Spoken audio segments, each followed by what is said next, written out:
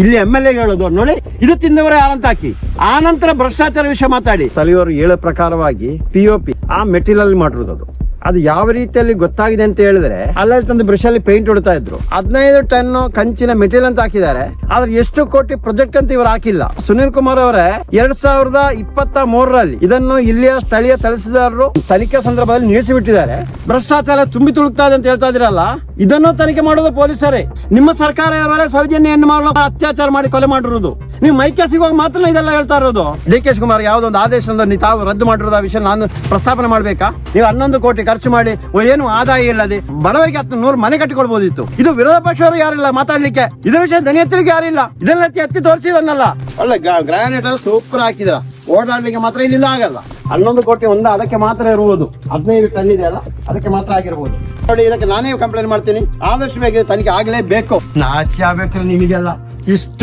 ಇಷ್ಟು ಕ್ಲೀನ್ ಆಗಿ ಇಲ್ಲಿ ಬರದಾಕಿಬಿಟ್ಟು ಅಲ್ಲಿ ಹಾಕಿರೋದು ಫೈಬರ್ ಹಾಕಿದಿರಲ್ಲ, ನಾಳೆ ಹುಡ್ಕೊಂಡು ಬರ್ಬೋದು. ಎಲ್ಲಿ ಅಂತ ಜಯಂತು ಇದಕ್ಕೆಲ್ಲ ಎದುರುವನಲ್ಲ. 15 ಟನ್ ಕಂಚ ಅಂತ ಹೇಳಿಬಿಟ್ಟು ಲಾಸ್ಟ್ ಫೈಬರ್ ತಂದು ಹಾಕಿದ್ರೆ ಇದು ಷಡ್ಯಂತ್ರ. ಒಂದು ಆ ಕಡೆ ಮಾತ್ರ ಒಂದು ಟಾಕ ಏನು ವೆಲ್ಡಿಂಗ್ ಮಾಡ್ಲಿಕ್ಕೆ ಆಗಲ್ವಾ? ಇದು ನೀರು ಹೋಗಲ್ಲ ಇದ್ರೊಳಗೆ. ಇನ್ನೊಂದು 5 ವರ್ಷನೂ ಬರಲ್ಲ. 5 ವರ್ಷ ಬರೋ ಮುಂಚೆ ಇದೆಲ್ಲ ಕೆಟ್ಟೋಗ ಅಂದಾಜಿ ಕಾಣಿಸ್ತಾ ಇದೆ. ಏನ್ ತೊಂದ್ರೆ, ಇಲ್ಲೇ ಸ್ಟಾರ್ಟ್ ಆಗಿದೆ ನೋಡಿ ಎಲ್ಲ ಹೊಡೆದಾಕ್ಲಿಕ್ಕೆ.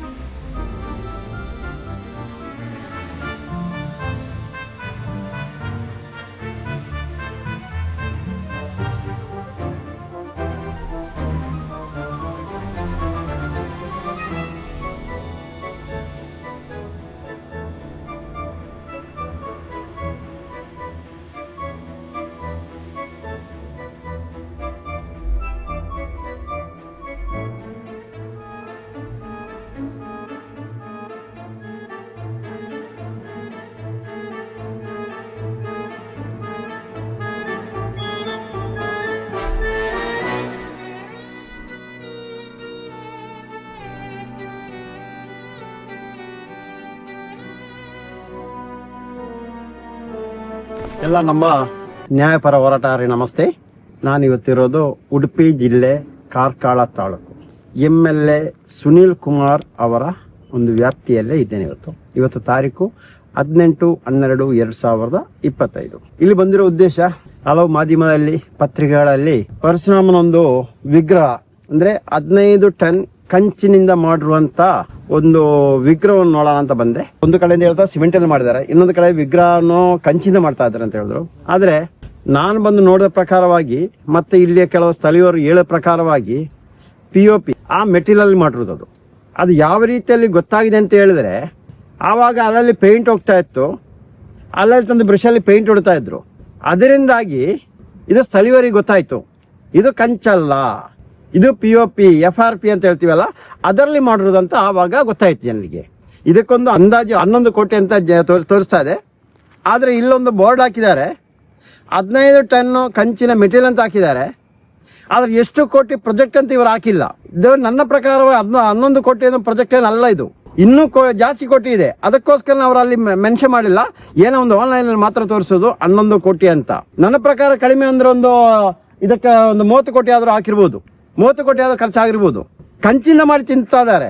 ನಾನು ಕೇಳ್ತಾ ಇರೋದು, ಸುನೀಲ್ ಕುಮಾರ್ ಅವರೇ 2023ರಲ್ಲಿ ಇದನ್ನು ಇಲ್ಲಿಯ ಸ್ಥಳೀಯ ತಹಸೀಲ್ದಾರರು ಇದಕ್ಕೊಂದು ತನಿಖೆ ಸಂದರ್ಭದಲ್ಲಿ ನಿಲ್ಲಿಸಿಬಿಟ್ಟಿದ್ದಾರೆ.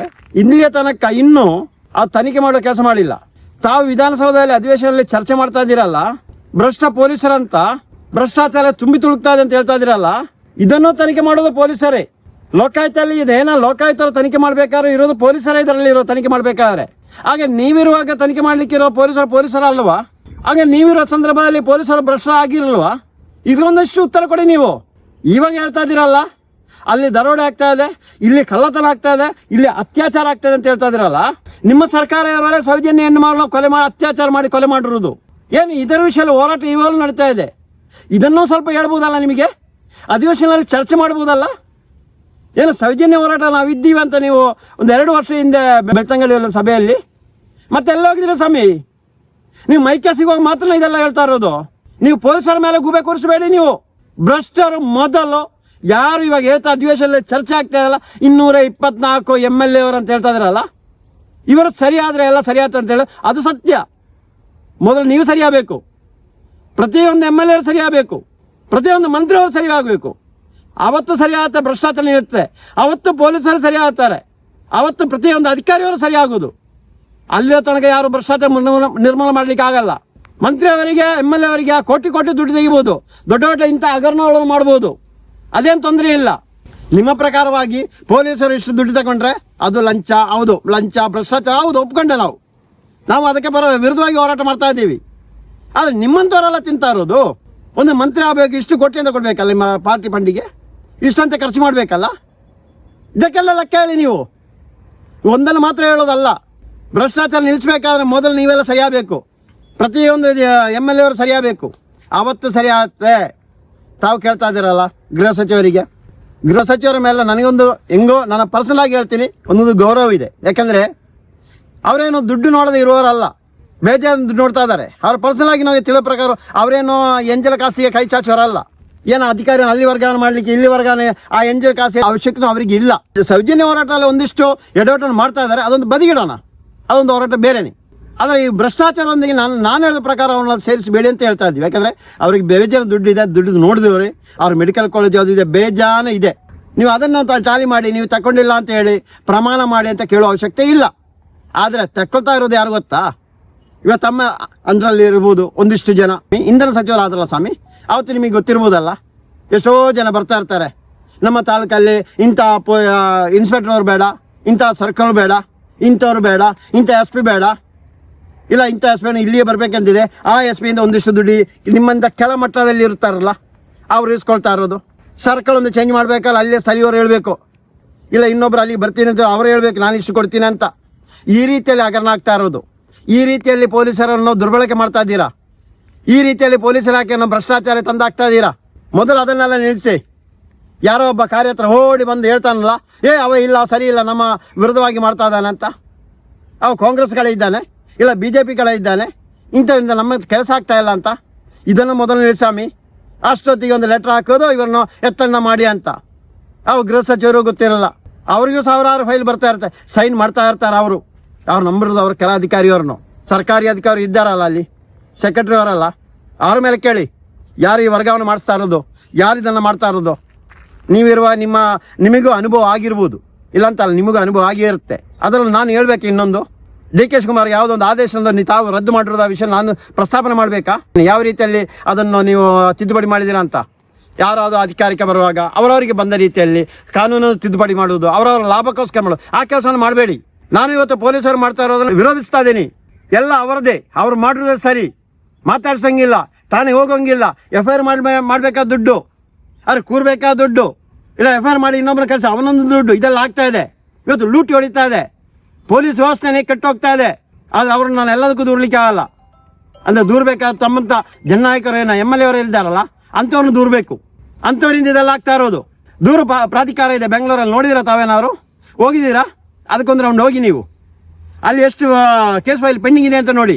ಅಲ್ಲಿ ಬರುವಂಥ ಒಂದು ಏನು ದೂರು ಬರ್ತದೆ ಅದನ್ನು ಫಸ್ಟಿಗೆ ಬೇಗ ಕ್ಲಿಯರ್ ಮಾಡಿಕೊಡುವ ಕೆಲಸ ಮಾಡಿ, ಆವಾಗ ಎಲ್ಲ ಸರಿ ಆಗುತ್ತೆ. ಆ ಕಚೇರಿ ನೋಡಿದ್ರೆ ನೀವು ಎಷ್ಟು ಜನ ಇದ್ದಾರೆ, ಅದರಲ್ಲಿ ಯಾವ ರೀತಿಯಲ್ಲಿ ಇದ್ದಾರೆ ಅಂತ ನೋಡಿ ನೀವು. ಇಂಥ ವರ್ಗಾವಣೆ ಮಾಡಬೇಕಾದ್ರೂ ಎಲ್ಲ MLA ಮಂತ್ರಿ ಅವರ ಹತ್ರ ಬರಬಾರ್ದು.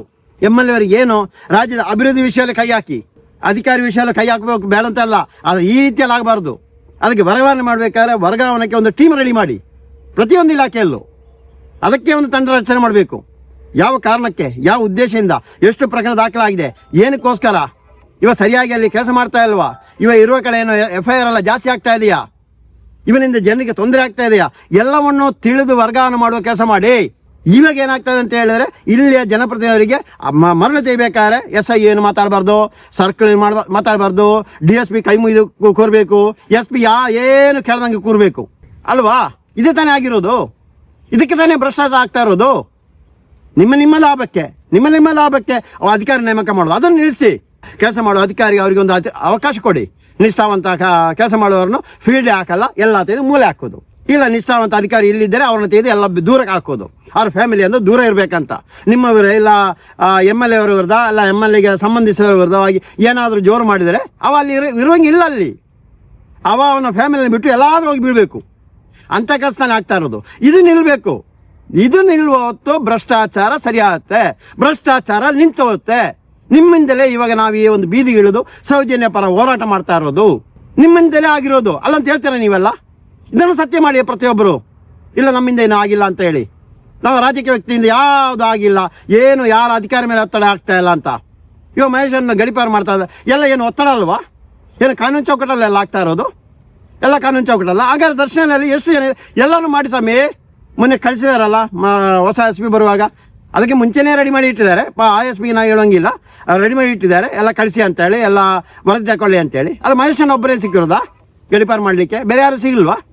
ಅಂದರೆ ಪ್ರಭಾವಿ ವ್ಯಕ್ತಿಗಳ ವಿರುದ್ಧ ಮಾತಾಡಬಾರ್ದು.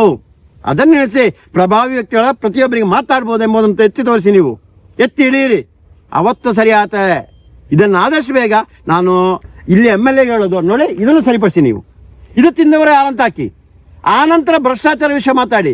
ಪೊಲೀಸರು ಭ್ರಷ್ಟ ಅಂತ ಆನಂತರ ಹೇಳಿ, ಅದೇ ಮುಂದೆ ಹೇಳುವ ಶಕ್ತಿ ಇಲ್ಲ. ಹೇಳ್ತಾ ಇದೀನಲ್ಲ, ಇದು ತನಿಖೆ ಮಾಡಿದ್ರೆ ಪೊಲೀಸರಿಗೆ ಕೆಲವು ಇದ್ದೇ ಇರ್ತಾರೆ. ಅದರಲ್ಲಿ ಲೋಕಾಯುಕ್ತನ ಮಾಡೋದಾದ್ರೆ ಅದರಲ್ಲೂ ಪೊಲೀಸರು ಇರೋದು.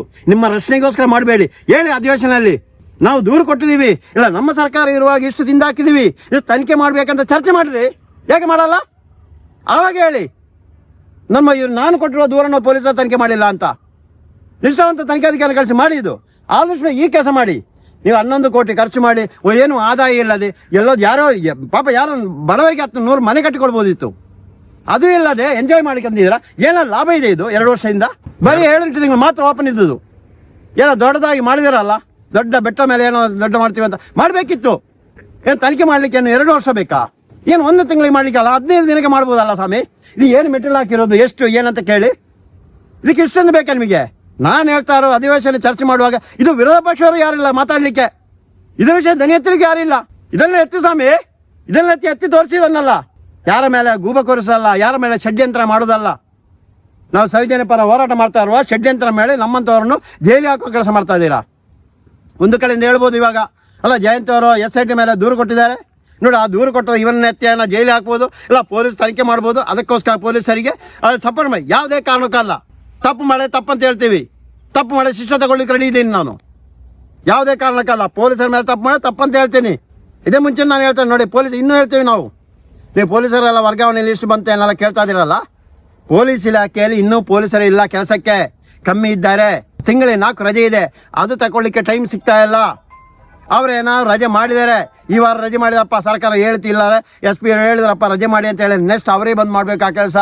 ಅದಕ್ಕೋಸ್ಕರ ಪೊಲೀಸ್ ಇಲಾಖೆಯಲ್ಲೂ ಅವ್ರನ್ನ ನೇಮಕ ಮಾಡುವ ಕೆಲಸ ಮಾಡಿ, ನಿಷ್ಠೆಯಿಂದ ಮಾಡುವ ಕೆಲಸ ಮಾಡಿ, ಭ್ರಷ್ಟಾಚಾರನ ಮಾಡಬೇಡಿ, ಅಧಿಕಾರಿ ವರ್ಗಾವಣೆ ಮಾಡುವ ದುಡ್ಡು ತಗೊಂಡು ಮಾಡಬೇಡಿ. ಪ್ರಾಮಾಣಿಕವಾಗಿ ನಿಷ್ಠೆಯಿಂದ ಯಾರು ಎಲ್ಲಿ ಕೆಲಸ ಮಾಡೋ ಅವರಿಗೆ ಒಂದು ಅವಕಾಶ ಕೊಡಿ. ಒಂದು 2 ವರ್ಷ ಇದ್ದರೆ ಓಕೆ, 2 ವರ್ಷ ನಂತರ ಮಾಡಿ. ಅವರವರಿಗೆ ಬೇಕಾದವರನ್ನು ಅವರವರು ತಂದು ಹಾಕುವುದಲ್ಲ. ಕೆಲವೊಂದು ಕಡೆ BJP MLA ಇದ್ದಾರೆ, ಅವ್ರಿಗೇನು ಪವರೇ ಇಲ್ಲ. ಅಲ್ಲಿ ಯಾರು MLA ಸೋತಿದ್ದಾರೆ ಅವರಿಗೆ ಪವರ್ ಇರುತ್ತೆ, ಅವರೇ ತರಬೇಕು. ಯಾರು ಬೇಕು ಏನು ಅವರೇ ಡಿಸೈಡ್ ಮಾಡಬೇಕು. Next MLA ನಿಲ್ಲಬೇಕಲ್ಲ. ಇಂಥ ಕೆಲಸವನ್ನೆಲ್ಲ ಬದಿಗೊತ್ತಿ ಅಧಿಕಾರಿಗಳನ್ನು ವರ್ಗಾವಣೆ ಮಾಡಬೇಕಾದ್ರೆ ಅದಕ್ಕೆ ಒಂದು ತಂಡ ರಚನೆ ಮಾಡಿ, ರಾಜ್ಯ ಮಟ್ಟದಲ್ಲಿ ಅರ್ಜಿ ತಗೊಳ್ಳಿ, ಎಷ್ಟು ವರ್ಷ ಇದ್ದಾರೆ ನೋಡಿ. ಆನಂತರ ಒಂದು ಸಭೆಯಲ್ಲಿ ಡಿಸೈಡ್ ಮಾಡಿ ಯಾರನ್ನು ಎಲ್ಲಿ ವರ್ಗಾವಣೆ ಮಾಡಬೇಕಂತ. ಆವಾಗ ಯಾವ ಭ್ರಷ್ಟಾಚಾರ ಆಗಲ್ಲ. ಅಧಿಕಾರಿಗಳು ದುಡ್ಡು ಕೊಡುವ ಅವಶ್ಯಕತೆ ಇಲ್ಲ, ಪೊಲೀಸರು ದುಡ್ಡು ಕೊಡುವ ಅವಶ್ಯಕತೆ ಇಲ್ಲ. ಪೊಲೀಸರು ನಿಮಗೆ ದುಡ್ಡು ಕೊಟ್ಟರೆ ಅವ್ರು ಮಾಡಲೇಬೇಕು. ಅವರೇನೋ ದೊಡ್ಡ ಜಮೀನುದಾರರ ಮಕ್ಕಳೆಲ್ಲ ಬರ್ತಾ ಇರೋದು ಪೊಲೀಸ್ ಇಲಾಖೆಯಲ್ಲಿ. ಜಮೀನುದಾರರ ಮಕ್ಕಳು ಬಂದ್ಬಿಟ್ಟು ಅಲ್ಲಿ ಪೊಲೀಸ್ ಕೆಲಸ ಮಾಡ್ತಾ ಇಲ್ಲ. ಅವ್ರಿಗೊಂದು ಮನೆ ಇರ್ಬೋದು, ಆದಾಯ ಇದೇ ಆಗಿರ್ಬೋದು, ಇದೇ ಮೂಲ ಆಗಿರ್ಬೋದು. ಅದನ್ನು ಮೊದಲು ಆಲೋಚನೆ ಮಾಡಿ. ಒಂದು ಕಡೆಯಿಂದ ಟ್ರಾಫಿಕ್ ಎಲ್ಲ, ಇನ್ನೊಂದು ಕಡೆಯಿಂದ ದುಡ್ಡು ಪೊಲೀಸರು ಸಾಯ್ತಾ ಇದ್ದಾರೆ ಅಂತ. ಯಾವ ಕಾರಣದಿಂದ? ನಿಮ್ಮಂಥವರಿಂದ. ರಾಜ್ಯದ 224 MLA ಅವರಿಂದಾಗಿ ಆಗ್ತಾ ಇರೋದು. ಅವರೇ ತಾನೇ ಮಂತ್ರಿಯವರು, ಅವರಿಂದಲೇ ಇದಾಗ್ತಾರೆ. ಮೊದಲು ನೀವು ಅಧಿಕಾರಿಯವರನ್ನು ವರ್ಗಾವಣೆ ಮಾಡ್ತಾ ಇರೋ ಕೆಲಸವನ್ನು ಯಾವತ್ತು ಸ್ಥಗಿತಗೊಳಿಸ್ತೀರಾ ಅವತ್ತು ಭ್ರಷ್ಟಾಚಾರ ನಿರ್ಮೂಲನೆ ಆಗ್ಬೋದು. ಅವತ್ತು ಮಾಡ್ಬೋದು, ಒಂದಿಷ್ಟು ಮಾಡ್ಬೋದು. ಈ ಹಿಂದೆ ಇವಾಗ ಲೋಕಾಯುಕ್ತ ಜಡ್ಜಿಯವರೊಬ್ಬರು ಹೇಳ್ತಾರೆ 65% ಭ್ರಷ್ಟಾಚಾರ ಅಂತ. 65 ಅಲ್ಲ ಸ್ವಾಮಿ, 99% ಭ್ರಷ್ಟಾಚಾರ. 65 ಆಗುವಾಗ ಉಳಿದ % ಇರಬೇಕಲ್ಲ, ಅಲ್ಲಿ 35% ಉಳಿದ ಯಾವುದೋ ಕಚೇರಿ ಇರಬೇಕಲ್ಲ, ದುಡ್ಡು ತಗೊಳ್ಳದೇ ಇರುವವರು ಇಲ್ಲ. ಪ್ರತಿಯೊಂದು ಕಡೆ ದುಡ್ಡು ಬೇಕು. 1% ಅಧಿಕಾರಿಗಳೇ ಇರ್ಬೋದು ನಿಷ್ಠಾವಂತವರು. ಇದನ್ನು ಸರಿಪಡಿಸುವ ಕೆಲಸವನ್ನು ರಾಜ್ಯ ಮಟ್ಟದಲ್ಲಿ ಎಲ್ಲ 224 MLA ಅವರು MLC ಅವರು ಸೇರಿ ಮಾಡಿದರೆ ಮಾತ್ರ ಇದಾಗೋದು. ಒಬ್ಬ ಮುಖ್ಯಮಂತ್ರಿಯಿಂದ ಇಲ್ಲ ಒಬ್ಬ MLA ಇಂದ ಅದು ಮಾಡಲಿಕ್ಕೆ ಆಗಲ್ಲ ಅಂತ ಈ ಮೂಲಕ ಹೇಳ್ತಾ ಇದ್ದೀನಿ. ಆದಷ್ಟು ಬೇಗ ಇದಕ್ಕೆ ಒಂದು ಸಮಿತಿ ರಚನೆ ಮಾಡಿ ವರ್ಗಾವಣೆ ಸಮಿತಿಯಿಂದ ಮುಖಾಂತರವಾಗಿ ವರ್ಗಾವಣೆ ಕೆಲಸ ಮಾಡಿ ಅಂತ ಈ ಮೂಲಕ ಕೇಳ್ಕೊಳ್ತಾ ಇದ್ದೀವಿ. ನೋಡಿ ಯಾವ ರೀತಿಯಲ್ಲಿ MLA ಅವರೇ, ಸುನೀಲ್ MLA ಅವರು ಕಾರ್ಕಳ, ತಾವೇನೋ ಒಂದು ಕೋಟಿ ದುಡ್ಡು ಖರ್ಚು ಮಾಡಿ ಇಲ್ಲೇನ ಜನರಿಗೆ ಬಂದು ನೋಡಿ ಹೋಗ್ಲಿಕ್ಕೆ ಎಲ್ಲ ಸರ್ಕಾರಕ್ಕೆ ಒಂದಿಷ್ಟು ಆದಾಯ ಬರಲಿ ಅಂತೆಲ್ಲ ಮಾಡಿದಾರಲ್ಲ. ನೋಡಿ ಯಾವ ರೀತಿಯಲ್ಲಿ ಪಾಳು ಬಿದ್ದಿದೆ ಅಂತ ನೋಡಿ. ಗ್ರಾನೈಟ್ ಅಲ್ಲಿ ಹಾಕಿದಾರೆ, ಒಳ್ಳೆ ಗ್ರಾನೈಟ್ ಅಲ್ಲಿ ಸೂಪರ್ ಹಾಕಿದಾರ. ಓಡಾಡ್ಲಿಕ್ಕೆ ಮಾತ್ರ ಇಲ್ಲಿಂದ ಆಗಲ್ಲ. ಇದೇನ ಕಾಡು ಪ್ರಾಣಿಗಳು ಬಂದು ಮಲ್ಕೊಳ್ಳಿಕ್ಕೆ ಇರುವಂತ ಕಾಣಿಸ್ತಾ ಆ ತರ ಇದೆ ಇದು. ಅಲ್ಲ ಇದಾದ್ರೆ ಮಾಡ್ಬೋದು. ಸರಿಯಪ್ಪ, ನೀವೆಲ್ಲ ಮಾಡಿದಿರಿ, ವಿಗ್ರಹವನ್ನು ಕದ್ದು ಏನೋ ಮುಚ್ಚಿ ಮಾಡಿಸಿದಿರಿ, ಅದು ಗೊತ್ತಿಲ್ಲಪ್ಪ, ತನಿಖೆ ಆಗ್ತಾ ಇದೆ. ಹಾಗಾದ್ರೆ ಇದನ್ನೆಲ್ಲ ಸರಿ ಮಾಡಿಸಿಟ್ಟು ಉಳಿದ ಕೆಲಸವನ್ನು ಮಾಡ್ಬೋದಲ್ಲ, ಏಕೆ ಮಾಡ್ತಾ ಇಲ್ಲ? ಅವಾಗ ಎಲ್ಲಾದ್ರೂ ದುಡ್ಡು, ಯಾರ್ದೋ ದುಡ್ಡು, ಎಲ್ಲಮ್ಮನ ಜಾತ್ರೆ, ಅದರಲ್ಲಿ 2 ಮಾತಿಲ್ಲ. ಇದರಲ್ಲಿ ಇದನ್ನ ಪ್ರಸ್ತಾಪನೆ ಮಾಡಿ ಹೇಳಿ. ಕಾಂಗ್ರೆಸ್ ಸರ್ಕಾರ ನೋಡಿ, ನಾನಿರುವಾಗ ಏನೋ ಒಂದು ಹಗರಣ ಮಾಡಿದೀನಿ, ಅದು ತಪ್ಪಾಯ್ತು, ನಾನೇನು ನನಗೆ ಗೊತ್ತಿಲ್ಲದೆ ನಮ್ಮ ಏನು ಗುತ್ತೇಗಾರರು ಇವರೆಲ್ಲ ತಿಂದಾಕಿದ್ದಾರೆ. ಇದೆಲ್ಲ ಸರಿಪಡಿಸಿ ತನಿಖೆ ನಡೆಸಿ. ಪೊಲೀಸರು ಭ್ರಷ್ಟರು ಅಂತ ಮಾತ್ರ ಹೇಳೋದಲ್ಲ, ಎಲ್ಲ ಭ್ರಷ್ಟ ಅಂತ ಹೇಳೋದು ಮಾತ್ರ ಅಲ್ಲ, ಗೊತ್ತಿಲ್ಲ ಅಂತ ಮಾತ್ರ ಹೇಳೋದಲ್ಲ. ಇದನ್ನು ಸರಿಪಡಿಸಿ. ನೀವು ಇದನ್ನು ಸರಿ ಮಾಡ್ಬೋದಲ್ಲ, ಏಕೆ ಮಾಡ್ತಾ ಇಲ್ಲ? ನಾವೇ ಬರ್ಬೇಕಾ? ಇಲ್ಲ ಹೇಳಿ. ನೋಡಿ ನಮ್ಮ ಹತ್ರ ದುಡ್ಡಿಲ್ಲ, ನಮ್ಮ ಕ್ಷೇತ್ರಕ್ಕೆ ಕಾಂಗ್ರೆಸ್ ಸರ್ಕಾರ ದುಡ್ಡು ಕೊಡ್ತಾ ಇಲ್ಲ ಇದೊಂದು ಸ್ವಚ್ಛ ಮಾಡಲಿಕ್ಕೆ. ನಾವೇ ಒಂದು ಹೇಳಿದ್ರೆ ನಾನೇ ಬರ್ತೀನಿ. ಕಾರಣ ಅಲ್ಲ, ನಾವೇ ಒಂದು 4-5 ಜನ ಬಂದು ಇದೆಲ್ಲ ಕಡಿಮೆ ಕ್ಲೀನ್ ಮಾಡಿ ಹೋಗ್ತೀವಿ. ಒಂದು ಅನುಮತಿ ಕೊಡಿ ನೀವು, ನಾವೊಂದು ಲೆಟರ್ ಹಾಕ್ತೀವಿ ತಹಸೀಲ್ದಾರಿಗೆ ಮತ್ತು ತಮಗೂ. ಆದಷ್ಟು ಬೇಗ ಒಂದು ಲೆಟರ್ ಕೊಡ್ತೀವಿ, ಇನ್ನು ಸ್ವಚ್ಛ ಮಾಡ್ಲಿಕ್ಕೆ ಕ್ಲೀನ್ ಮಾಡ್ಲಿಕ್ಕೆ ಅಂತ ಒಂದು ದುಡ್ಡು ವ್ಯವಸ್ಥೆ ಮಾಡ್ಲಿಕ್ಕೆಲ್ಲ ನಮಗೆ ಒಂದು ಕಡಿದು ಕ್ಲೀನ್ ಮಾಡ್ಲಿಕ್ಕೆ ಅನುಮತಿ ಕೊಡಿ ಅಂತ ಕೇಳ್ಕೊಳ್ತೀವಿ. ನೋಡಿ ಯಾವ ಮಟ್ಟಕ್ಕೆ ಇದೆ ಅಂತ ನೋಡಿ. ಇದು ಇಲ್ಲಿಯ ಪರಿಸ್ಥಿತಿ. ಕೋಟಿ ದುಡ್ಡು ಖರ್ಚು ಮಾಡಿ ನೋಡಿದ. ಒಳಗೆ ಪ್ರವೇಶ ಇಲ್ಲ ಅಂತ ಹಾಕಿದ್ದಾರೆ, ಅದೆಲ್ಲ ಹಾಕಿದ್ದಾರೆ, ಗ್ಲಾಸ್ ಎಲ್ಲ ಹಾಕಿ ಸೂಪರ್ ಆಗಿ ಮಾಡಿದ್ದಾರೆ. ಹೆಂಗು ಇದು 11 ಕೋಟಿ ಅಲ್ಲ, 11 ಕೋಟಿ ತೋರಿಸ್ತಾ ಇದೆ. ಓನಲ್ಲಿ ಯಾವುದೇ ಕಾರಣಕ್ಕೂ 11 ಕೋಟಿಗೆ ಮಾಡಿರೋ ಕೆಲಸ ಅಲ್ಲ. 11 ಕೋಟಿ ಅದಕ್ಕೆ ಮಾತ್ರ ಇರುವುದು. ಎಷ್ಟು 15 ಟನ್ ಇದೆ ಅಲ್ಲ, ಅದಕ್ಕೆ ಮಾತ್ರ ಆಗಿರ್ಬೋದು. ಇದು ಕಡಿಮೆ ಅಂದ್ರೆ ನಾನು ಹೇಳ್ಬೇಕಾದ್ರೆ 33 ಕೋಟಿನಲ್ಲ, ಇನ್ನೂ ಇದೆ. ಕೋಟಿ ಮಾಡಿರ್ಬೋದು, 2-3 ಅಂತರಲ್ಲಿ ಆಗಿರ್ಬೋದು. ಎಷ್ಟೋ ಕೋಟಿ ಖರ್ಚು ಮಾಡಿರೋದು. ಅಧಿಕಾರಿಯವರಿಗೂ ತನಿಖೆ ವರದಿ ಏನಾಗಿದೆ ಅಂತ ನಾವೊಂದು ಕೇಳಿ ನೋಡೋಣ. ಇಲ್ಲಿ ಒಂದು ಗೇಟ್ ಇಲ್ಲ, ಯಾವುದು ಇಲ್ಲ. ಈ 1-2 ದೀಪ ಇದೆ, ಇದಕ್ಕೊಂದು ಸೇಫ್ಟಿ ಇಲ್ಲ, ಏನಿಲ್ಲ. ಬೇಕಾಬಿಟ್ಟಿ ಆಗಿ ತಂದು ಹಾಕಿದ್ದಾರೆ. ಆ ದುಡ್ಡು ಬರುವ ತನಕ ಪೂಜೆ ಮಾಡಿದ್ದಾರೆ, ಆ ನಂತರ ನಿಲ್ಲಿಸಿ ಬಿಟ್ಟಿದ್ದಾರೆ. ಇಲ್ಲಿ ಒಂದು ಸೆಕ್ಯೂರಿಟಿನೇ ಇಲ್ಲ. ನಾನು ಹೇಳ್ತಾ ನೋಡಿ, ಸರ್ಕಾರ ಆದ್ರೂ ಎಚ್ಚೆತ್ತುಕೊಳ್ಳಿ. ಇಲ್ಲಿ MLA ಎಚ್ಚೆತ್ಕೊಳ್ತಾ ಇಲ್ಲ, ಸರ್ಕಾರದ ಎಚ್ಚೆತ್ಕೊಂಡು ಇದಕ್ಕೊಂದು ಬಂದೋಬಸ್ತ್ ಮಾಡಿ. ಇದನ್ನೆಲ್ಲ ಯಾರ ಬಂದೋಬಸ್ತ್ ಎತ್ಕೊಂಡು ಹೋದ್ರೆ ಏನ್ ಮಾಡ್ತೀರಾ? ಯಾರು ಇದ್ರ ಹೊಣೆಗಾರರು ಯಾರು? ಅಲ್ಲ, ಇದು 100 ಕೋಟಿ ಖರ್ಚು ಮಾಡಿದ್ದಾರೆ, ಕಾಂಕ್ರೀಟಿಂಗ್ ರಸ್ತೆನೂ ಮಾಡಿದ್ದಾರೆ. ನನ್ನ ಪ್ರಕಾರವಾಗಿ ಏನ ಕಂಚಿನ ವಿಗ್ರಹ ಅಂತ ಹೇಳಿದ್ರೆ 15 ಟನ್ನು, ಆ 15 ಟನ್ನಿಗೆ ಇವರು ಆನ್ಲೈನ್ ಹಾಕಿರೋದು 11 ಕೋಟಿ, ಬೇರೆ ಯಾವುದಕ್ಕಲ್ಲ. ಇದೆಲ್ಲ 100 ಕೋಟಿ ಖರ್ಚು ಮಾಡಿದ್ದಾರೆ. 100 ಕೋಟಿ ಖರ್ಚು ಮಾಡಿ ಏನಾದ್ರು ಪ್ರಯೋಜನ ಇದೆಯಾ? ಎಮ್ ಎಲ್ ಎ ಅವರೇ, ಪ್ರಯೋಜನ ಇದ್ರೆ ಆಗ್ಬೋದು. ಎಷ್ಟೋ ಜನ ಬರ್ತಾ ಇದ್ರು, ಬಂದು ನೋಡಿ ಆರಾಮಾಗಿ ಒಂದು ಕೂತು ನೋಡಿ ಹೋಗ್ಲಿಕ್ಕೆ ತುಂಬಾ ಒಂದು ಏನಂತೇಳಿ ಬಂದು ಹೋಗ್ಲಿಕ್ಕೆ ಒಂದು ಒಳ್ಳೆ ಜಾಗ ಅಂತ ಹೇಳ್ಬೋದಿತ್ತು. ಆದ್ರೆ ಏನು ಇಲ್ಲದೆ, ಏನು ಪ್ರಯೋಜನ ಇಲ್ಲದೆ 100 ಕೋಟಿ ತಂದು ಸುರಿದು ಯಾರು ಲಂಚ ತಿಂದು ಕೂತಿದಾರಲ್ಲ, ಮೊದಲನ್ನು ತನಿಖೆ ಮಾಡಿ. ಕಾಂಗ್ರೆಸ್ ಸರ್ಕಾರ ಇವಾಗ ಹೇಳ್ತಾ ಇರೋದು ಎಮ್ ಎಲ್ ಎರಿಗೆಲ್ಲ, ಕಾಂಗ್ರೆಸ್ ಸರ್ಕಾರ ಕೇಳ್ತಾರೆ, ಇದನ್ನು ತನಿಖೆ ಮಾಡಿದ್ದು ಸರಿಪಡಿಸಿ. ನೀವು ಸುಮ್ಮನೆ ತಂದದ್ದು ಸುರಿಯೋದಲ್ಲ ದುಡ್ಡಿಲ್ಲಿ. ಯಾರು ದುಡ್ಡು? ಯಾರ ಮನೆಯನ್ನು ತಂದಿರೋದಲ್ಲ, ಪ್ರತಿಯೊಬ್ಬರ ದುಡ್ಡಿದು, ಪ್ರತಿಯೊಬ್ಬರ ದುಡ್ಡಲ್ಲಿ ಮಾಡಿ ಹಾಕಿರೋದು. ಏನು ಕಾಂಗ್ರೆಸ್ ಸರ್ಕಾರ ಕೈ ಕಟ್ಟಿ ಕೂತಿರೋದು? ನೀವು ಅವ್ರಿಗೆ ಕೇಳಲಿಕ್ಕೆ, ಅವ್ರಿಗೆ ನಿಮಗೆ ಮಾತಾಡಲಿಕ್ಕೆ ಅಲ್ವಾ? ಇಲ್ಲೇನು ಎಮ್ ಎಲ್ ಎ ನಿಂತು ಸೋತವ್ರು ಯಾರು ಇಲ್ವಾ ಕಾಂಗ್ರೆಸ್ ಅಲ್ಲಿ? ಆದಷ್ಟು ಹೇಳ್ತಾರೆ ಸಿದ್ದರಾಮಯ್ಯ ಸರ್ಕಾರ ಅವರಿಗೆ, ಆದಷ್ಟು ಬೇಗ ನೋಡಿ, ಇದಕ್ಕೆ ನಾನೇ ಕಂಪ್ಲೇಂಟ್ ಮಾಡ್ತೀನಿ, ಆದಷ್ಟು ಬೇಗ ತನಿಖೆ ಆಗಲೇಬೇಕು. ಇನ್ನೊಂದು ಕಂಪ್ಲೇಂಟ್ ಮಾಡ್ತೀವಿ ನೋಡಿ, ರಸ್ತೆಯಲ್ಲಿ ಹೆಂಗೆ ಮಾಡಿದಾರೆ, ಸೂಪರ್ ಮಾಡಿದ್ದಾರೆ, ಇಲ್ಲಂತಲ್ಲ, ಮಾಡಿರೋ ಕೆಲಸ ಅಲ್ಲ. ಇನ್ನು ಎಷ್ಟು ಕಳಪೆ ಕಾಮಗಾರಿಕೆ ಏನು ಇದರಲ್ಲಿದೆ ಅಂತ ಮುಂದೆ ಗೊತ್ತಾಗ್ಬೋದು. ಕಡಿಮೆ ಅಂದರೆ ಇದು 20 ವರ್ಷ ಆದ್ರೆ ಬರಬೇಕಾಗತ್ತೆ. ಇಲ್ಲಿ ಯಾವ್ದು ಜಾಸ್ತಿ ಗಾಳಿ ಓಡಾಡ್ದಾಗಿಂದ 50 ವರ್ಷ ಬರಬೇಕು, ಇದು 5 ವರ್ಷನೂ ಬರಲ್ಲ. ನೋಡಿ ಎಲ್ಲ ಕಡೆ ಬೋರ್ಡ್ ಹಾಕುವಾಗ ಹಾಕ್ತಾರೆ ಎಷ್ಟು ಕೋಟಿ ಪ್ರೊಜೆಕ್ಟ್ ಅಂತ. ಆದ್ರೆ ಪ್ರೊಜೆಕ್ಟ್ ಎಷ್ಟು ಅಂತ ಹಾಕಿಲ್ಲ. 33 ಅಡಿ ಪರಶುರಾಮನ ವಿಗ್ರಹ, 33 ಅಡಿ, 15 ಟನ್ ಭಾರದ ಕಂಚು ಹಾಗೂ ಉಕ್ಕು ಮಿಶ್ರಿತ. ನೋಡಿ, ಕಂಚು ಮತ್ತು ಉಕ್ಕು ಮಿಶ್ರಿತ ಅಂತ. ಎಲ್ಲಿದೆ ಸ್ವಾಮಿ? ಇದೇನಾ? ನಾಚಿ ಆಗ್ಬೇಕ್ರೆ ನಿಮಗೆಲ್ಲ. ಇಷ್ಟು ಕ್ಲೀನ್ ಆಗಿಲ್ಲ, ಬರದಾಕಿಬಿಟ್ಟು ಅಲ್ಲಿ ಹಾಕಿರೋದು ಫೈಬರ್ ಹಾಕಿದಿರಲ್ಲ, ಇನ್ನು ತನಿಖೆ ಮಾಡಿ ಮುಗಿಸಿಡಿ ಆಗಿಲ್ವಲ್ಲ. ಅದು ಏನು ಕಬ್ಬಿನವ, ಅದು ಇತ್ತಾಳೆ ಮಲ್ಲಂಗಟ್ಟ ಎಲ್ಲ ಹಾಕಿದ್ರೆ ನೋಡ್ಲಿಕ್ಕೆ ಆಗಲ್ಲ. ಇದು ತನಿಖೆ ಮಾಡ್ಲಿಕ್ಕೆ 2 ವರ್ಷ ಬೇಕಾ ನಿಮಗೆಲ್ಲ? ಕೋಟ್ಯಾನು ಕೋಟಿ ದುಡ್ಡು ತಂದು ಹಾಕಿಬಿಟ್ಟು ಎಲ್ಲರೂ ಒಂದೇ, BJP ಅಷ್ಟೇ, ಕಾಂಗ್ರೆಸ್ ಅದೇ, ಇನ್ನೊಂದು ಅಷ್ಟೇ, ಎಲ್ಲ ತಿಂದಾಕೋದ್ರಲ್ಲಿ ಇದ್ದೀರಾ ನೀವೆಲ್ಲ. ಆದಷ್ಟು ಬೇಗ ಕಾಂಗ್ರೆಸ್ ಸರ್ಕಾರ ಎಚ್ಚರಿಕೊಳ್ಬೇಕು, ಇದನ್ನು ಕ್ಲಿಯರ್ ಮಾಡಬೇಕು. ಭ್ರಷ್ಟ ನಾನು ಆಮೇಲೆ ಹೇಳೋಣ ಯಾರಂತ. ಎಲ್ಲವನ್ನು ಅಧಿಕಾರಿ ಮೇಲೆ ಗುಬೆ ಕೂರಿಸೋದಲ್ಲ, ನಿಮ್ಮ ಮೇಲೆ ಗುಬೆ ಕೂರಿಸ್ಬೇಕು. ಯಾರು ಮಾತಾಡಲಿ ನಾಳೆ ಅವ್ರು ಇರಲಿಕ್ಕಿಲ್ಲ, ಮುಗಿಸ್ಬಿಡ್ತೀರಾ. ಅದೇ ತಾನೇ ಆಗ್ತಾ ಇರೋದು.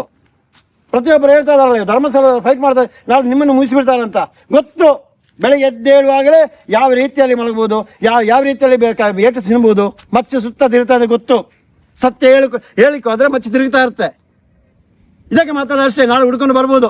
ಎಲ್ಲಿ ಅಂತ ಜಯಂತೋ, ಇದಕ್ಕೆಲ್ಲ ಹೆದರುವನಲ್ಲ. ಇದು ಇದ್ದ ವಿಷಯನೇ ಹೇಳಿರೋದು. ಯಾರ ಮೇಲೆ ಗೂಬೆ ಕೂರಿಸೋ ಮೇಲೆ ಷಡ್ಯಂತ್ರ ನಾನು ಮಾಡಿಲ್ಲ. ಷಡ್ಯಂತ್ರ ಮಾಡಿದ್ರು ಇದು ಗೊತ್ತಾಗುತ್ತೆ ಯಾರು ಷಡ್ಯಂತ್ರ ಮಾಡಿರೋದು ಅಂತ. ಷಡ್ಯಂತ್ರ ಇದಕ್ಕೆ ಹೇಳೋದು.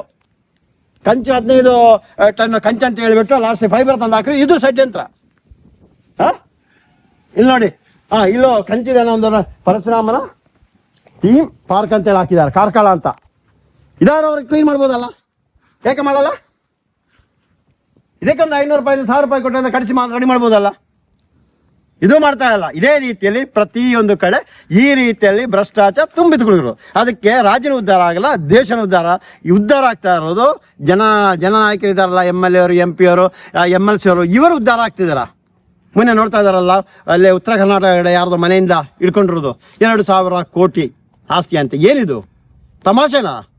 ನಿಮಗೆ ಅದಕ್ಕೋಸ್ಕರ ಮಾಡಿ, ಜನನಾಯಕರ ಮನೆ ದಾಳಿ ಮಾಡುವಂಥ ಸ್ಪೆಷಲ್ ಒಂದು ತಂಡ ರಚನೆ ಮಾಡಿ, ಪ್ರತಿಯೊಂದು ಕಡೆ ಮಾಡಲಿ. ಎಷ್ಟೆಷ್ಟು ಆಸ್ತಿಯನ್ನು ಅಕ್ರಮವಾಗಿ ಮಾಡಿದ್ದಾರೆ ಅಂತೇಳಿ. ಇಲ್ಲಿ ಗೆದ್ದು ಬರೋದು ತಿಂಗಳ ಸಂಬಳ ಒಂದು 60,000 70,000 ಇದ್ದರೆ 1 ವರ್ಷ ಕೋಟ್ಯಾನು ಕೋಟಿ ಸಂಪಾದನೆ ಮಾಡೋದು. ಅದೆಲ್ಲಿದ್ದಲ್ಲಿ ಹುಡುಕೋ ಕೆಲಸನ ಮಾಡಿ ಮೊದಲು, ಆಗ ರಾಜ್ಯ ಉದ್ಧಾರ ಆಗುತ್ತೆ. ಅಲ್ಲವ್ರಿಗೆ ರಾಜ್ಯನ ಉದ್ಧಾರ ಆಗಲ್ಲ, ದೇಶನ ಉದ್ಧಾರ ಆಗಲ್ಲ.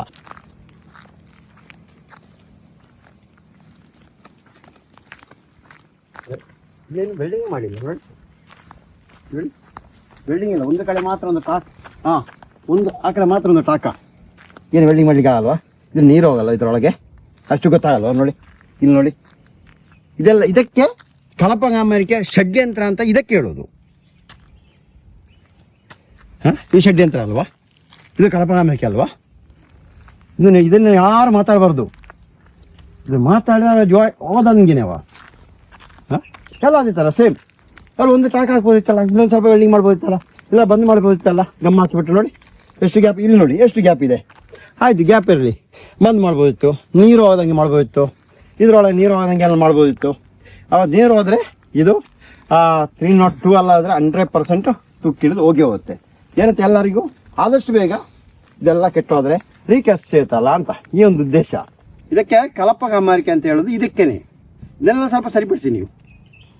ರಸ್ತೆಯಲ್ಲಿ ನೋಡ್ಬೋದು, ಇನ್ನು ರಸ್ತೆಯಲ್ಲಿ ಯಾವ್ದು ರಸ್ತೆ ಬಿರ್ಕಿದೆ ಇಲ್ಲ ಅಂತಲ್ಲ, ನೋಡಿ ಬಿರ್ಕೆಲ್ಲ ಇದೆ, ಸೂಪರಾಗಿ ಬಿರ್ಕಿ ಬಿದ್ದಿದೆ.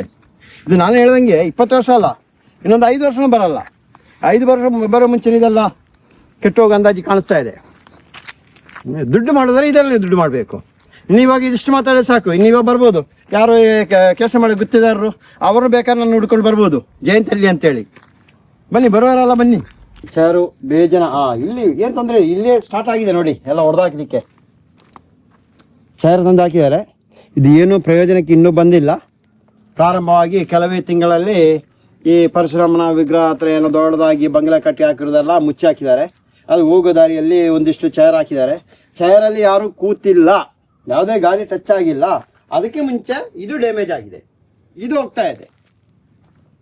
ಎಷ್ಟು ನೋಡಿ ಕೆಳಗೆ ಹಾಕಿದ್ದಾರೆ.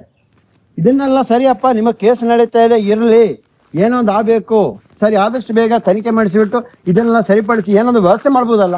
ಇದು ಯಾವುದೇ ಇಲ್ಲ. ಕೋಟ್ಯಾನು ಕೋಟಿ, 100 ಕೋಟಿ ಅಂತ ಹೇಳ್ಬೋದು. 100 ಕೋಟಿ ಇಲ್ಲದ ಈ ಒಂದು ರಸ್ತೆ ಮಾಡ್ಲಿಕ್ಕೆ ಆಗಲ್ಲ. 100 ಕೋಟಿ ಹಿಂಗೆ ಹಾಕಿದ್ದಾರೆ ನೋಡಿ. ಇಲ್ಲಿ ನೋಡಿ, ಇಲ್ಲೊಂದು ಚೇರ್ ತೋರಿಸ್ತೀವಿ. ಈ ಕಲ್ಲೆಲ್ಲ ಹೊಡೆದು ಈ ದಾರಿ ಮಾಡ್ಬೇಕಾದ್ರೆ ಹೌದು ಒಳ್ಳೆ ದುಡ್ಡು ಖರ್ಚು ಮಾಡಿದ್ದಾರೆ, ಇಲ್ಲಂತಲ್ಲ. ಇಲ್ಲಿ ನೋಡಿ, ಇಲ್ಲೊಂದು ಚೇರ್ ಹಾಕ್ಬಿಟ್ಟಿದ್ದಾರೆ ಕೂರ್ಲಿಕ್ಕೆ. ಏನ ಪ್ರಯೋಜನ ಇದೆ ಅದು? ಇದು ಚೇರಾಗಿ ಹೆಂಗೆ ಅಲ್ಲಿ ಇಲ್ಲೊಬ್ಬರು ಕೂತ್ರೆ ಅಲ್ಲಿ ಕೂತರು ಜರುಗಿ ಈ ಕಡೆ ಬರಬೇಕು ಅಂತ ವ್ಯವಸ್ಥೆಯಲ್ಲಿ ಮಾಡಿಟ್ಟಿದ್ದಾರೆ. ಎಲ್ಲ ಬಂದು ಒಂದು ಕಡೆ ಬೀಳುವಂಗೆ. ಏನು ಬರುತ್ತೆ ಮಾಡ್ರ ಕೆಲಸ ನಿಯತ್ತಾಗಿ ಒಂದಾದ್ರು ಮಾಡ್ತಾ ಇದ್ದೀರಾ ನೀವೆಲ್ಲ. ಅಲ್ಲಿ ರಸ್ತೆಯಲ್ಲಿ ನೋಡ್ಬೋದು, ಅಲ್ಲಿ ಅಡ್ಡ ಒಂದು ಗೇಟ್ ಹಾಕಿಬಿಟ್ರೆ ಯಾರು ಬರಬಾರ್ದು ಅಂತ, ಅಲ್ಲಿ ಬೋರ್ಡ್ ಹಾಕಿ ಬರಬಾರ್ದು ಅಂತೇಳಿ. ಅಲ್ಲ ಕೆಳಗಿನ ಮೇಲೆ ನಡ್ಕೊಂಡು ಬರುವಾಗ ಸುಸ್ತಾಗುವಾಗ ಅಲ್ಲಲ್ಲಿ ಕೂರ್ಬೇಕಲ್ಲ, ಅದಕ್ಕೋಸ್ಕರ ಅಷ್ಟೇ ಮಾಡಿರೋದು, ಬೇರೆ ಏನೆಲ್ಲ ಮಾಡಿರೋದು. ಇದೇ ಎದ್ದು ಬರ್ಲಿಕ್ಕೆ ಆಯ್ತು. ಇದು ಕಾಂಕ್ರೀಟು, ಇದು ಎದ್ದು ಬರ್ಲಿಕ್ಕೆ ಪ್ರಾರಂಭ ಆಗಿದೆ. ಇನ್ನೂ ಗಾಳಿ ಜಾಸ್ತಿ ಓಡಾಡಲಿಲ್ಲ. ಏನೋ 15 ಟನ್ನು ಅಲ್ಲ 15 ಟನ್ನು ಆ ಕಂಚು ಏನೋ ಇಟ್ಕೊಂಡು ಹೋದ್ರಲ್ಲ, ಆವಾಗ ಎದ್ದು ಬಂದಿರೋದಾಗ್ಬೋದು. ಇವಾಗಲೇ ಕಲ್ಲು ಮಾತ್ರ ಕಾಣಿಸ್ತಾ ಇದೆ, ಸಿಮೆಂಟ್ ಎಲ್ಲ ಹೋಗಿದೆ. ಇದು ಇದರೆಲ್ಲ ಸಿಮೆಂಟ್ ಮತ್ತೆ ಯಾರು ಹೇಳ್ತಾ ಇದ್ರೆ ಯಾವುದೊಂದು ಪ್ರಕರಣ ಇತ್ತಲ್ಲ, ಯಾರು ಮನೆಗೆ ತಗೊಂಡೋಗಿ ಅದು ಆಗಿರ್ಬೋದು, ಇದರಲ್ಲಿ ಆಗಿರ್ಬೋದು ತಗೊಂಡೋಗಿರೋದು. ಇದು ನೋಡ್ಬೋದು. ಇದು ಓಡಾಡ್ಲಿಕ್ಕೂ ಆಗಲ್ಲ, ಓಡಾಡಬಾರ್ದಂತ ಮುಳ್ಳು ನೆಟ್ಟು ಬೆಳೆಸಿದ್ದಾರೆ ನೋಡಿ. ಇಲ್ಲೊಂದು ಚೇರು ನೀವು ಹೇಳಿದೇನಲ್ಲ, ಇನ್ನು ಬರ್ಬೋದು ಇವರ ಟೀಮು ಜಯಂತಿ ಅಂತ. ಜಯಂತಿ ಇಷ್ಟು ಹೇಳಿದೇನಲ್ಲ, ನಮಗೆ ಇಷ್ಟೆಲ್ಲ ಮಾತಾಡ್ಬೇಕಾದ್ರೆ ಇವನು ಆದಷ್ಟು ಬೇಗ ಮುಗಿಸ್ಬೇಕಂತ ಅದೇ ಥರ ತಂಡನ ಇದೆ ಅಂತ ಯಾರು ಹೇಳ್ತಾ ಇದ್ರು. ಯಾರೋ ವಿರುದ್ಧ ಮಾತಾಡ್ಲಿಕ್ಕೆ ಆಗಲ್ಲ, ಮಾತಾಡಿದರೆ ಅವ್ರನ್ನ ಮುಗಿಸಿಬಿಡ್ತಾರಂತ ನಮ್ಮನ್ನು. ಅದೇನೋ ಗೊತ್ತಿಲ್ಲ, ಮುಗಿಸಿ ನಾವು ಇದ್ದ ವಿಷಯನೇ ಇದ್ದಂಗೆ ಹೇಳ್ತೀವಿ. ಅದರಲ್ಲಿ ಸುಳ್ಳು ಇದು ಯಾವುದನ್ನು ನಾನು ಮಾತಾಡಲಿಕ್ಕೆ ಬರೋದೇ ಇಲ್ಲ. ಇದ್ದ ವಿಷಯ ಇದ್ದನೇ ಹೇಳೋದು, ಸತ್ಯನೇ ಹೇಳಿರೋದು, ಇದು ಸತ್ಯನೇ ಹೇಳಿರೋದು. ಅದಕ್ಕೋಸ್ಕರ ಆದಷ್ಟು ಬೇಗ ಇನ್ನೂ ಜನರು ಎಚ್ಚೆತ್ಕೊಳ್ಬೇಕು. ಇವೆಲ್ಲ ನೋಡ್ತಾ ಇದ್ದಾರೆ, ಅದರಲ್ಲಿ ಜನ ಎಚ್ಚೆತ್ತುಕೊಳ್ಳಿ ಸ್ಟಾರ್ಟ್ ಮಾಡಿದ್ದಾರೆ. ಇವಾಗ ಉಡುಪಿಯಲ್ಲಿ ನೋಡಿ ಒಂದು ಹೆಣ್ಮಗಳ ಮೇಲೆ ರಾತ್ರಿ ಮನೆ ನುಗ್ಗಿದ್ದಕ್ಕೆ ಪೊಲೀಸ್ ಇಲಾಖೆಗೆಲ್ಲ ನುಗ್ತಾ ಇದ್ದಾರೆ. ಇದೆಲ್ಲ ಆಗಬಾರ್ದು, ಇದೆಲ್ಲ ಒಳ್ಳೆ ರೀತಿಯಲ್ಲಿ ಆಗಬೇಕು. ಈ ದೇಶದಲ್ಲಿ ನಮ್ಮ ರಾಜ್ಯ ಅಂದರೆ ಒಂದು ಹೆಸರಿದೆ, ಆ ಹೆಸರನ್ನು ಉಳಿಸಬೇಕು. ಅದರಲ್ಲೂ ದಕ್ಷಿಣ ಕನ್ನಡ ಜಿಲ್ಲೆ ಅಂತ ಹೇಳಿದ್ರೆ ಅದು ನಂಬರ್ 1 ಜಿಲ್ಲೆ ಸ್ವಚ್ಛತೆಯಲ್ಲಿ. ಎಷ್ಟೋ ಜನ ಅಲ್ಲಿ ಇಲ್ಲಿ ಹೊರ ರಾಜ್ಯಕ್ಕೆ ಎಲ್ಲ ಹೋಗಿ ಬಂದು ಹೇಳ್ತಾ ಇರ್ತಾರೆ. ಇದು ಮುಂಚೆ ದಕ್ಷಿಣ ಕನ್ನಡ ಇತ್ತು, ಇವಾಗ ಉಡುಪಿ ಜಿಲ್ಲೆಗೆ ಸೇರಿದೆ. ಉಡುಪಿ ಜಿಲ್ಲೆ ಆಗ್ಬೋದು, ದಕ್ಷಿಣ ಕನ್ನಡ ಆಗ್ಬೋದು, ಸ್ವಚ್ಛತೆಗೆ ಹೆಸರು ಹೇಳುವಂಥ ಜಿಲ್ಲೆ. ಅದರಿಂದ ಸ್ವಚ್ಛತೆಯನ್ನು ಸ್ವಲ್ಪ ಕಾಪಾಡಿ. ಆದಷ್ಟು ಬೇಗ ರಾಜ್ಯ ಸರ್ಕಾರ, ರಾಜ್ಯ ಮುಖ್ಯಮಂತ್ರಿಯವರಿಗೆ ಹೇಳ್ತಾ ಇದೆ, ಆದಷ್ಟು ಬೇಗ ಎಚ್ಚೆತ್ಕೊಂಡು ಇದನ್ನು ಸರಿಪಡಿಸೋ ಕೆಲಸ ಮಾಡಿ. ಅದು ತಿಂದಾಕಿ ಆಯ್ತು, ಅವ್ರ ಮೇಲೆ ಕೇಸ್ ಮಾಡಿ, ಅವ್ರ ಜೈಲಿಗೆ ಹಾಕಿ ಏನಾದ್ರು ಮಾಡಿ. ಇದನ್ನು ಇನ್ನೂ ವಿಳಂಬ ಮಾಡಬೇಡಿ, ಆದಷ್ಟು ಬೇಗ ತನಿಖೆ ಮಾಡುವ ವ್ಯವಸ್ಥೆಯನ್ನು ಮಾಡಿ ಅಂತ ಈ ಮೂಲಕ ರಾಜ್ಯ ಸರ್ಕಾರಕ್ಕೂ ನಾನು ವಿನಂತಿ ಮಾಡಿಕೊಳ್ತಾ ಇದ್ದೀನಿ. ನಮ್ಮ ಹೋರಾಟಗಾರರು, ಸಾಮಾಜಿಕ ಹೋರಾಟಗಾರರು ವಿನಂತಿ ಮಾಡಿಸ್ಕೊಳ್ತಾ ಇದ್ದೀವಿ ನಾವು.